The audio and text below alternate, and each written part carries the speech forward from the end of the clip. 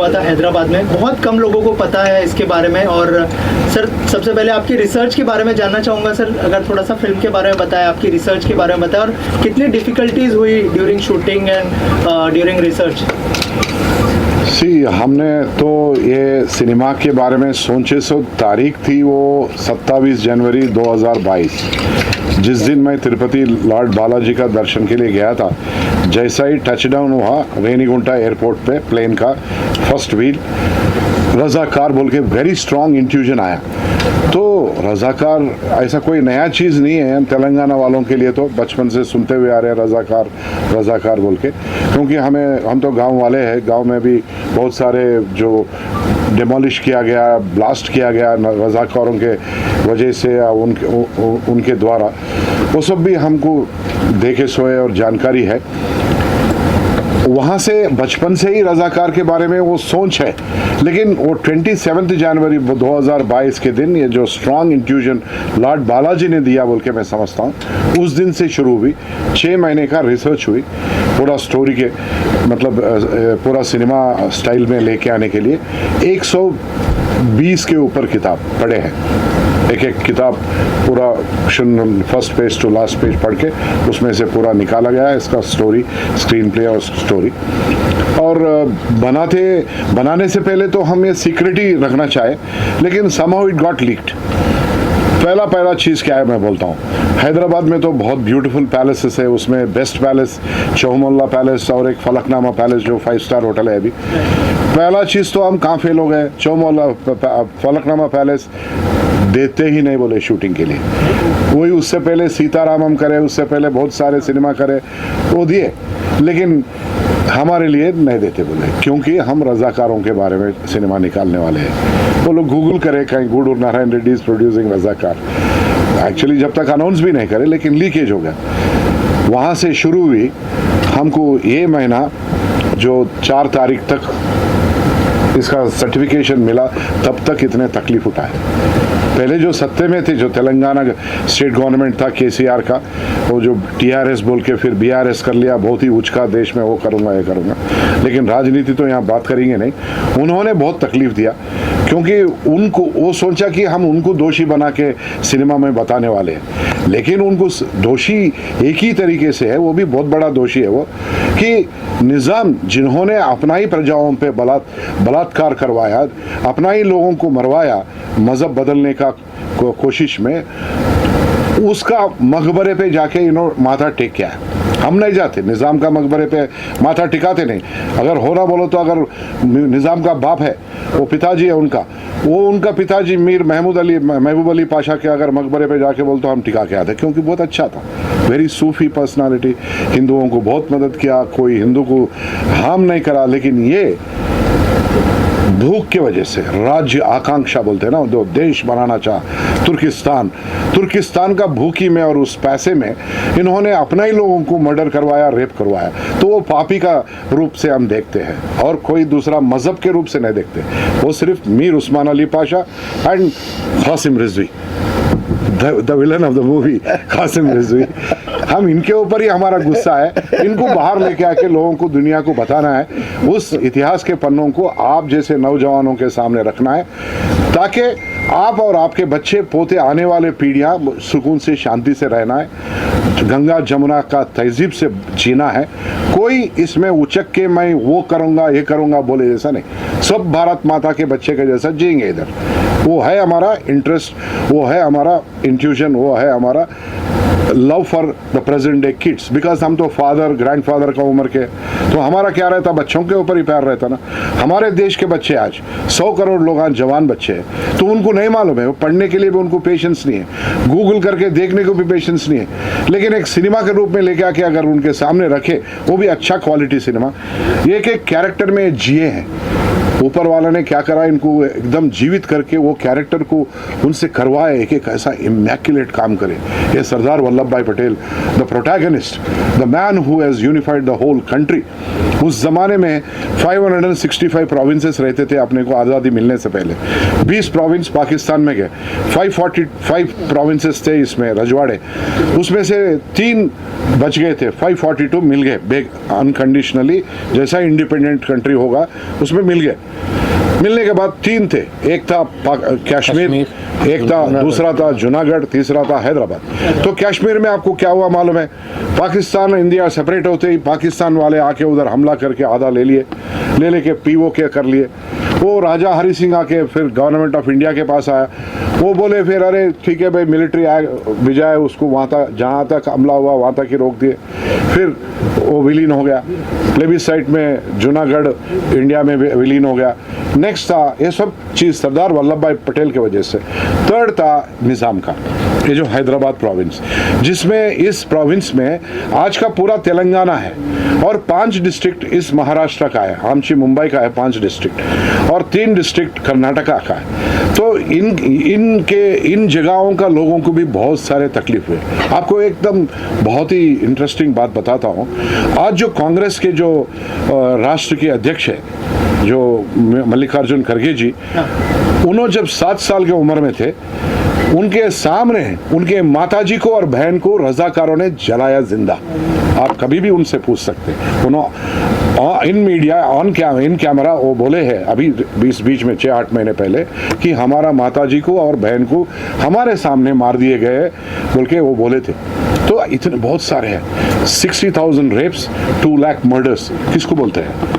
वो राजा अपना ही प्रजाओं पे इन्फ्लिक्ट किया, तो उनको दोष बना के आपके सामने ला रहे। और फिर रजाकार फिर इस दुनिया में कहीं भी पैदा नहीं होना, क्योंकि कोई भी देश का अध्यक्ष हो या राजा हो अपना ही प्रजा के ऊपर बल प्रयोग नहीं करा।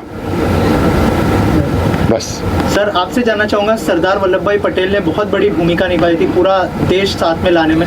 सर कितना प्राउड फील हो रहा है उनका किरदार निभाते हुए, अगर और थोड़ा सा बताएं कि क्या क्या रिसर्च करनी पड़ी और एज अ ह्यूमन क्या सीखा आपने उनके किरदार से?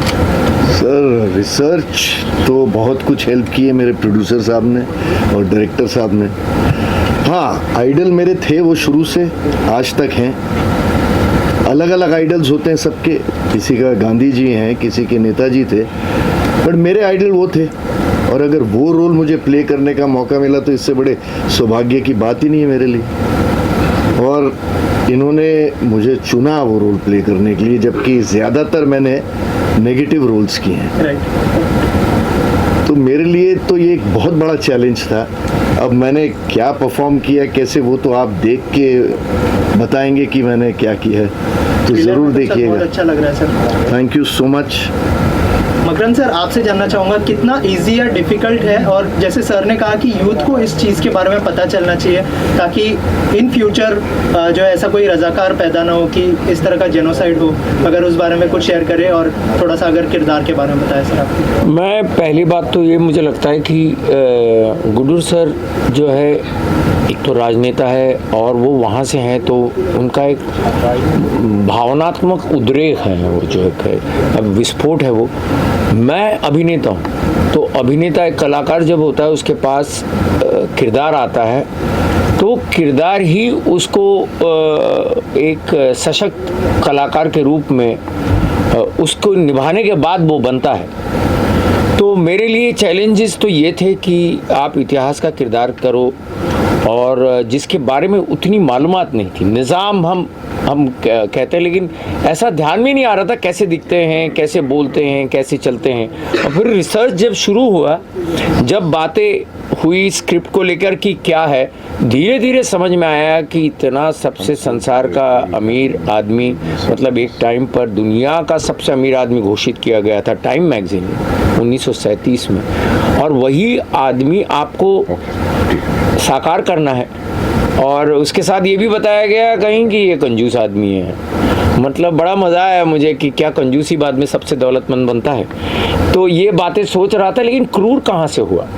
सबसे लिखा पढ़ा है साहित्य प्रेमी ऐसा आदमी अचानक से धर्मांध होकर जब एक धार्मिक राष्ट्र बनाने के पीछे पड़ जाता है तो क्या होता है। तो ये जब रिसर्च करते रहा, एक बतौर एक्टर इतना ज़रूर मैं कहूँगा कि खुद को निज़ाम की भूमिका में, ख़ास करके उसका जो एक आखिरी सीन है जहाँ ऑपरेशन पोलो के बाद उसे अपना हैदराबाद विलय करने पर मजबूर हो जाता है वो, तो वो अपने डेक्कन रेडियो स्टेशन में चला जाता है। तो वो उतर कर जब चलता है तो मैं बतौर एक्टर, मुझे अचानक से लगा कि ये 6 पुश्ते उसके पहले, ये 7वां था। तो असफ जाही के लिए उसका मतलब ये तो फेलियर हो गए ये खुद, और अपनी नज़र में भी फेलियर हो गए। तो वो पूरा फेलियर लेके मैं जब वो सीढ़ियाँ चढ़ा डेक्कन रेडियो की, और डेक्कन रेडियो के सामने जब बैठा और वो एक आखिरी स्पीच देता है अपने प्रजा को, रियाया को, और कहता है अमन से इसको एक्सेप्ट करो, ये जो स्पीच था वो करते समय मुझे बतौर अभिनेता मुझे ऐसा लगा कि मैं निज़ाम बन गया हूँ। तो मुझे डेफिनेटली प्रोड्यूसर, डायरेक्टर, राइटर का अपना कारण होता है। मेरा एक एज एन इंडियन डेफिनेटली एक कारण ज़रूर रहेगा कि इतिहास, वो इतिहास जो लोगों को नहीं पता है, और एक ये भी बात कहना चाहूँगा कि वो इतिहास है, तो वो ऐसा नहीं है कि हम हमारे मुसलमान लोगों के भाइयों के ख़िलाफ़ कुछ बोल रहे हैं। इतिहास में जो घटा है, जैसे हम गांधी फिल्म बनी थी तो अंग्रेज़ों ने जो अत्याचार किए थे वो बताए थे, और फिर अंग्रेज़ों ने ही वो फिल्में देखी थी, और इसलिए मुझे नहीं लगता कि उसको लेके किसी ने कुछ सोचना चाहिए। तो एज एन एक्टर मुझे लगता है कि ये किरदार मैं कर पाया क्योंकि इन्होंने बहुत सारे पैसे लगे। होता है ना कि आप जिस फिल्म में काम करते हो, ख़ास करके इतिहास यदि जुड़ा हो या माइथोलॉजी हो, तो उसमें बहुत पैसा खर्च करना पड़ता है। सबसे पहली बात तो है कि पैसा खर्च करना पड़ता है। बड़े एक्टर लो तो और पैसा सब कुछ हो जाता है, तो लेकिन पैसा जो प्रोडक्शन का होता है वो कम नहीं होता।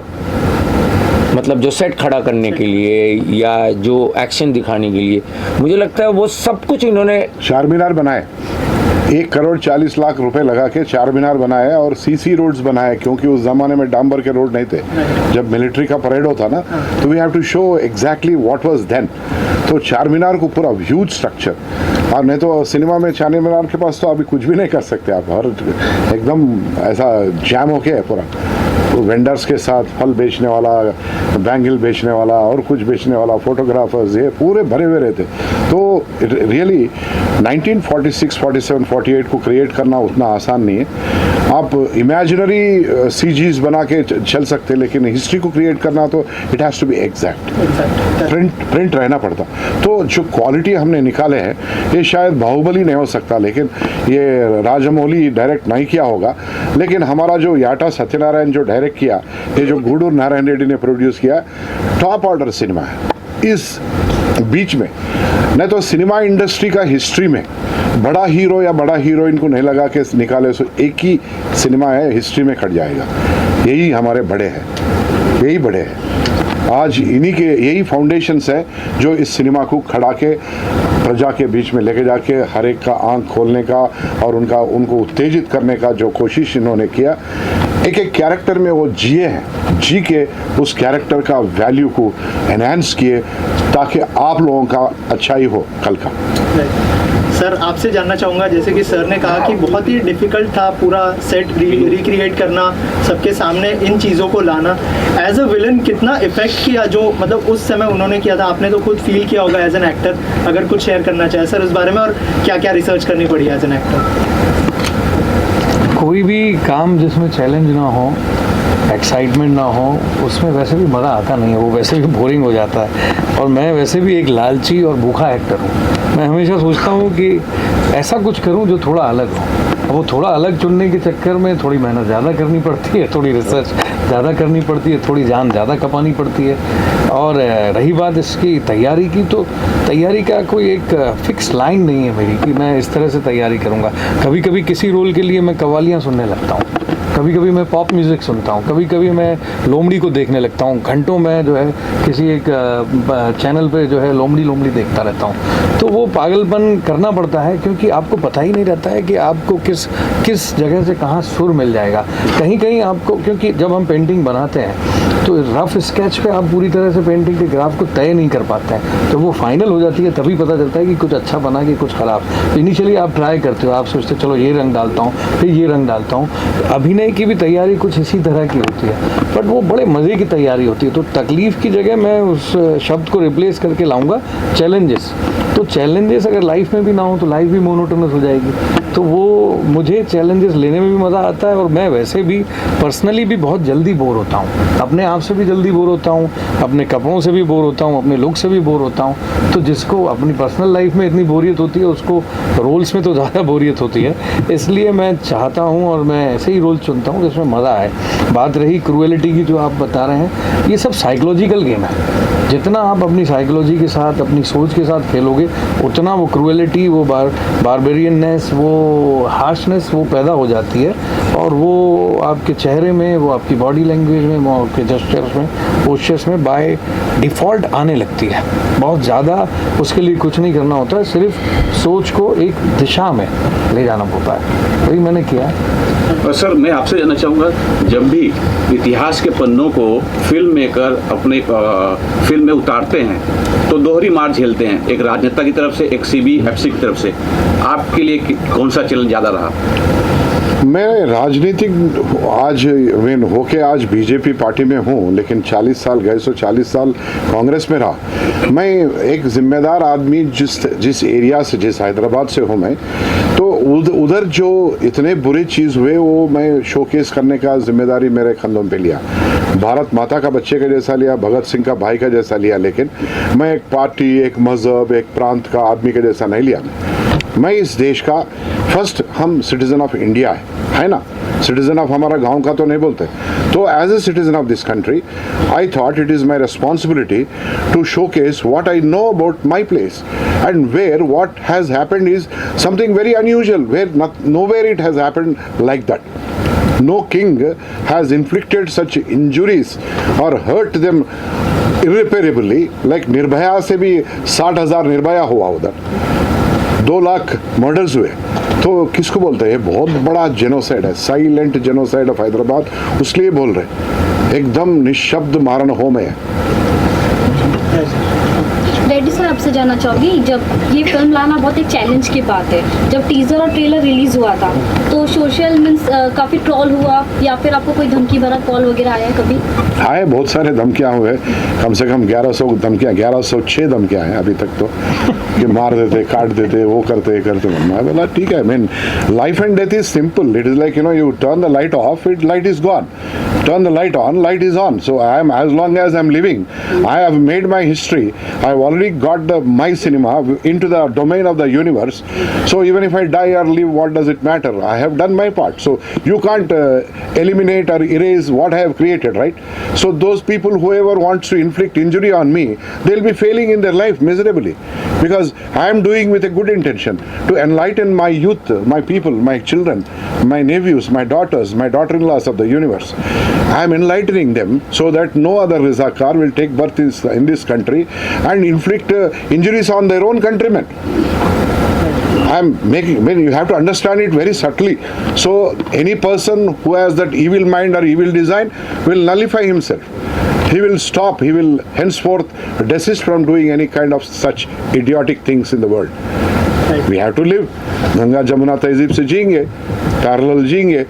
आपको हम सलाम बोलेंगे, आपको आप हमारे को नमस्ते नहीं बोले तो परवाने के, आपको सत श्री अकाल बोलेंगे, आपको और शब्बे क्या बोलते हो, अमिताभ बच्चन तो बहुत बोलते रहते हैं, आप कौन भरे करोड़ में, हमारे को बहुत, हमारे साउथ भाषा तो मैं बहुत वनक्कम बोल सकता हूँ, सत श्री अकाल बोल सकता हूँ, नमस्कार बोल सकता हूँ, कूदकुंडू बोल सकता हूँ, ऐसे सब चीज़ बोल सकता हूँ। जय माता दी।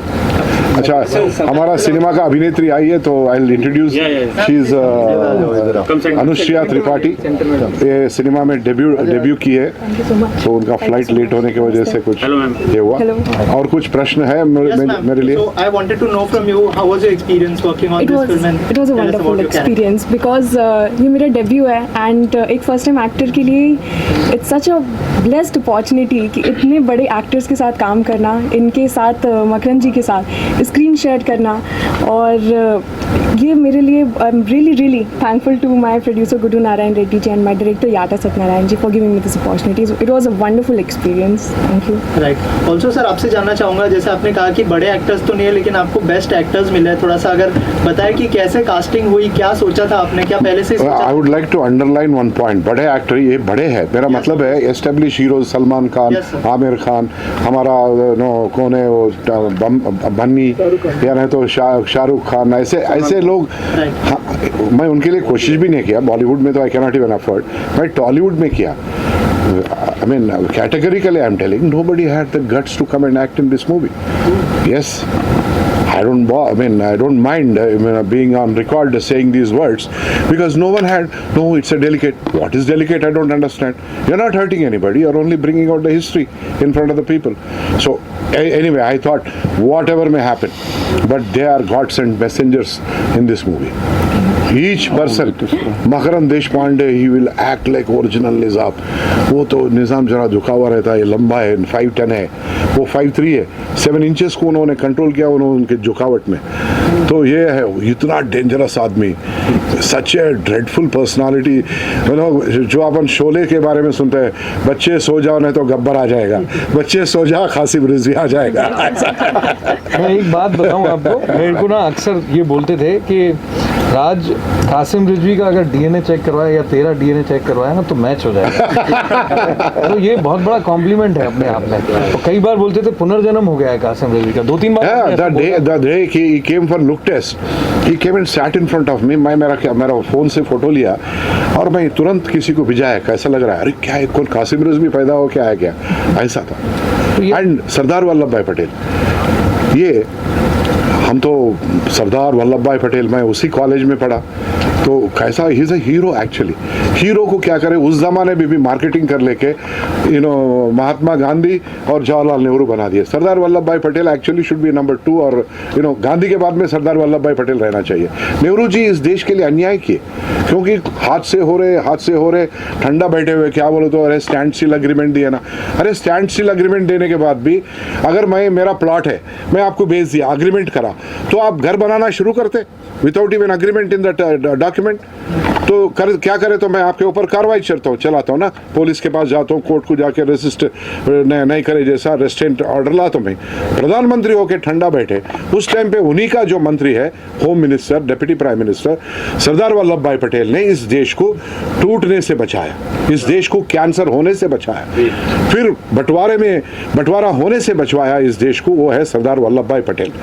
उनको आज अपन पूरे नमन करना है, उनको सैल्यूट करना है. उसके वजह से 3 दिन पहले हम जाके बारूच में जाके उनके कदमों पे पुष्प लगा के उनको हम प्रेयर करके आए, उनको थैंक यू बोल के आए, क्योंकि उनके वजह से आज हम लोग सच्चा हवा ले रहे. नहीं तो आतंकवादी फैलाने वाले पाकिस्तान में आज 1 किलो आटा के लिए अपन परेशान होते थे हम हैदराबाद में, क्योंकि तुर्किस्तान रहता था, वो पाकिस्तान के भाई बन के रहता था, कितना बुरा रहता था.